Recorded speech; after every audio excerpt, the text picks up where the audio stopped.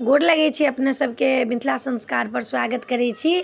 एकटा बड्ड नीक खबर लऽ के एलहुँ हँ, से सुनू। हरिवासल एहि बेर लागि रहल ये। देवउठान एकादशी के दिन हरिवासल हैत।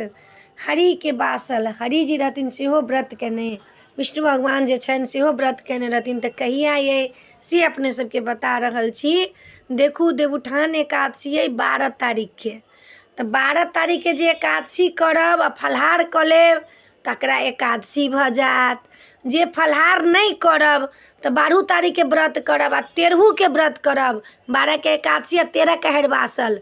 12 के दोनों साँझ निराहार आ 13 के दोनों साँझ निराहार। 14 के जाके पारण हैत तकरा हरिवासल हैत। आ जे एकादशी करब से अपन फलाहार कऽ कऽ करब।